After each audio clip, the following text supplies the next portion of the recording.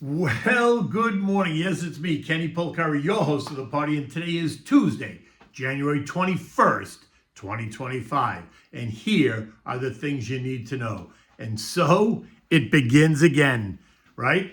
Trump 2.0. Futures whipsaw, but are higher this morning. Bitcoin surges, then declines, and then it surges again. JP Morgan, well, they're telling us that Trump is very pro-business and the U.S. economy is in go mode. 25% tariffs on Mexico and Canada on February 1st? Well, I guess we're going to find out. And the World Economic Forum boondoggle kicks off again in Davos, Switzerland. So expect all kinds of chatter around that. And what do we have for dinner tonight? We're having the chicken Boscaiola. It is a perfect dish for the winter. It's nice and comfort and warm and cozy. Okay, so U.S. stocks were up on Friday. They had their best week since the 2020 presidential election. On Friday, the Dow gained 335 points. The S&P up 60. The NASDAQ gained 290. The Russell was up 10. The transports bucked the trend and lost 170 points, while the equal-weighted S&P added 35 points. Again, note the difference between the S&P market cap weight and the equal weighted performance, right? The mega cap names certainly helping the S&P to outperform. The moves on Friday for most of the week were helped by easing inflation data, strong earnings from the financial companies, optimism surrounding Trump's pro-growth policies, think the tax cuts and trade reforms, along with less regulatory choke, right? The Mag 7 index surged by nearly 2%, with NVIDIA up 3%, Tesla up 3%, Amazon up 2.5%, and they all led the pack. Intel surged by 9% on the idea floated by Semi-Accurate, a tech-focused newsletter, of some mystery company looking to acquire Intel, conveniently not naming who that mystery company might be. It was also the official beginning of earnings season, and the big diversified banks kicked it off big, causing the markets and the banks to surge on the week. JP Morgan up 8%, Citibank up 13%, Goldman Sachs up 12%, Morgan Stanley up 13%, Bank of America up 4%, the XLF gaining 4.5%, the KBE up 8%. Even the regional banks joined in the fun, with the KRX, the regional bank ETF, surging 9% on the week. Analysts were quick to point out that the market's recovery grew from the oversold conditions and renewed investor confidence about the pace of inflation. However, some, myself included, continued to caution against being too excited, as risks like high valuations and creeping inflation and reliance on the mega cap tech stocks continues to cause some concern. Of the 11 S&P sectors, information tech and consumer discretionary both up more than 1.5%. Financials, communications, industrials, consumer staples, energy, and basic materials were all higher between 0.5% and 0.9%, while healthcare and real estate actually ended the day just a bit lower.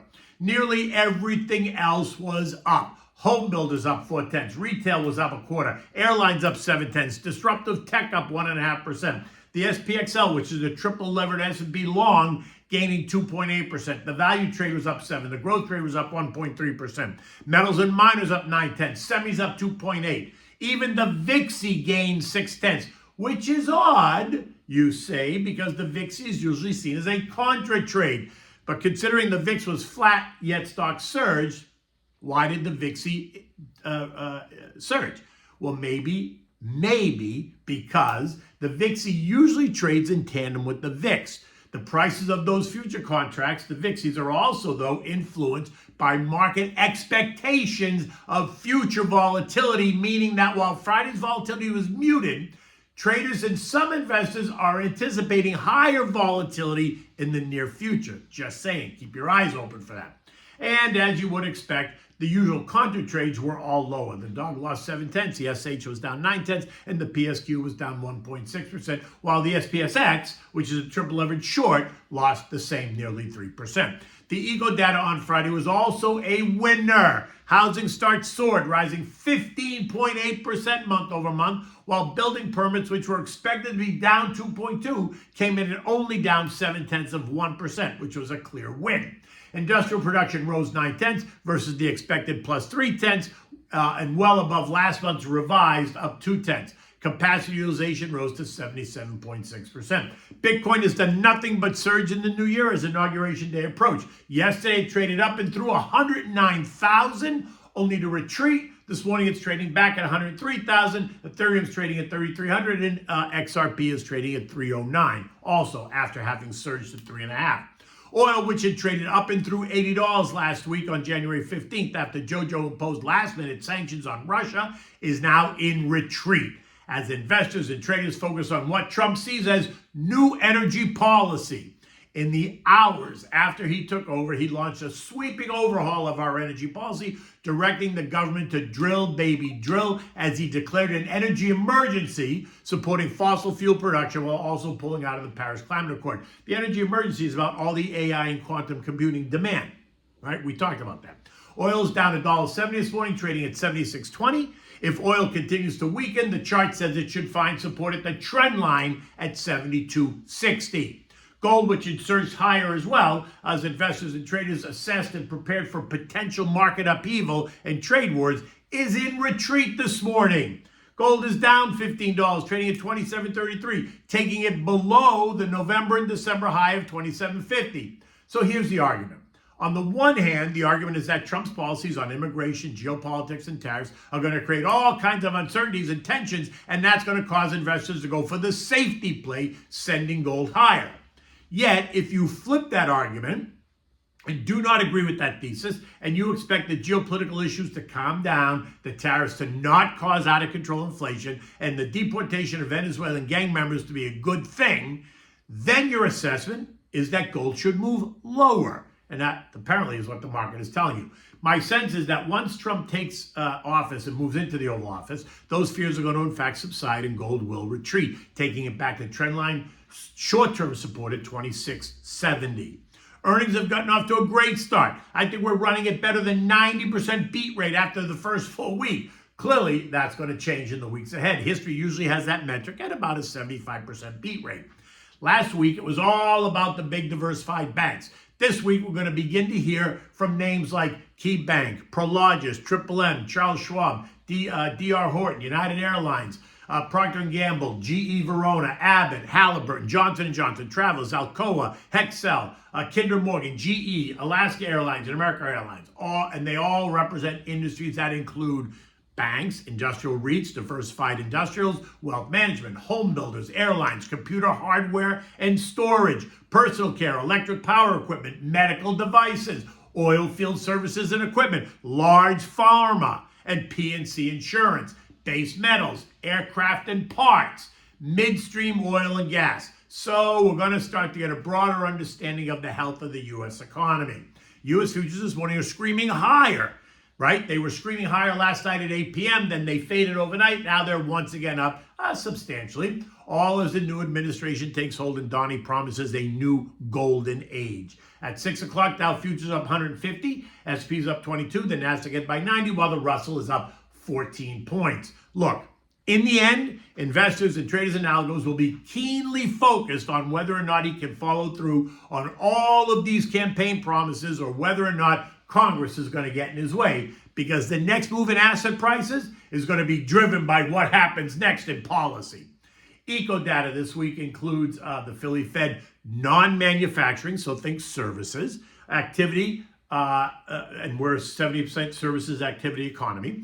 Kansas City Fed manufacturing activity, S&P manufacturing and service PMIs, manufacturing expected to be neutral on the 50 line, while services continues to be strong at 56.5. Friday brings us existing home sales expected to be up 1.2%. Speaking about what happens next, the FOMC meeting is front and center. The blackout period for the members begins today, so don't expect to hear anything from the members. But for the most part, nobody should expect any surprises. The Fed has made it very clear. There is no rate cut in the cards this month or for the next couple of months. And while I don't think we're going to get a rate cut at all this year, many are still placing their bets on the late spring, early summer rate cut. Only time will tell. European markets are mixed this morning as investors across the pond react to the first round of executive orders signed by Trump yesterday. European car companies under fire as the threat of U.S. tariffs take hold. In addition, earnings in the UK rose by 6% year over year in a period between September and November, all while payrolls fell by 0.1% in the UK, suggesting a weakening labor market. These two data points only caused confusion for the Bank of England. Recall the bets across the pond are calling for 3 rate cuts by the Bank of England this year. That's a bit aggressive, I think. But look, I don't live there, so I don't really know. But I think it's a bit aggressive. The S&P ended the day at 59.96, up 59 points. 59.50, which I thought was going to offer some resistance, offered absolutely none. We are now on the verge of testing the December highs of 6,100. I think the concerns over tariffs is overdone. In my view, he's using it as leverage to negotiate, but let's see. While I remain cautious, I am not concerned that the bottom is about to fall out. I'm a buyer on weakness.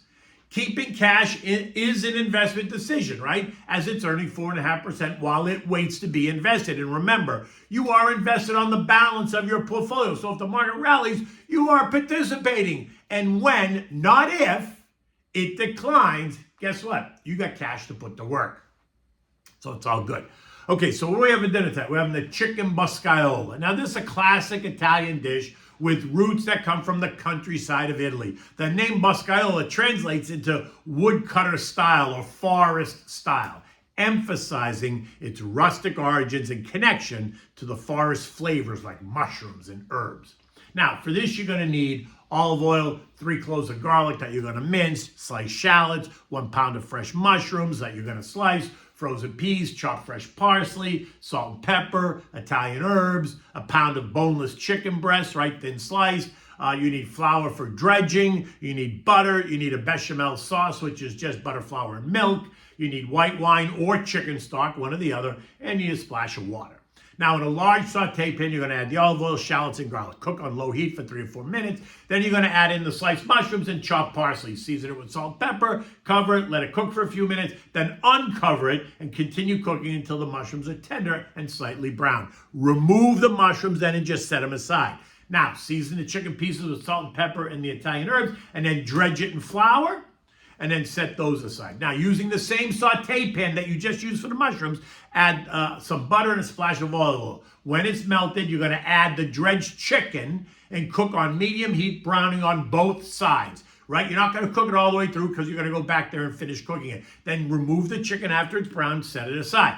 Now, add back the mushrooms to that pan, add in the bag of frozen peas. Let that cook on low for 5 minutes or so. Now you're going to add in a 1/4 cup or so of white wine or chicken stock, one or the other, and a 1/4 cup of the bechamel sauce, a splash of water, and stir it to combine. Bring it to a boil, and then put the heat to medium-low. Now add back the chicken. Cover the pan and let it cook for 20 minutes or until the chicken is cooked all the way through. Stir it often so the mixture doesn't burn on the bottom, making sure the heat's not too high, and making sure that you turn the chicken at like the 10-minute mark so you get it on both sides. Taste it for seasoning, adjust if you need to. After 20 minutes, remove the cover and let the sauce thicken if needed, right? Because it will thicken up a little bit. If you want it a little bit thicker, just take the cover off and let it thicken. If not, it's ready to serve. Right, if it's ready to serve now, just serve it on a plate, making sure you have the chicken and the mushrooms and the peas and plenty of the sauce that you put all over. Remember, this is about comfort food, and it is the woodcutter style. In any event, it's a rainy day here in South Florida. It was kind of a rainy day yesterday as well, so it's it's kind of iffy weather, but one way or the other, I'm on my way to Gainesville, Florida tomorrow morning. I'll be gone Wednesday and Thursday speaking at the University of Florida at Gainesville. So the next time I'll see you is on Friday. Until then, take good care.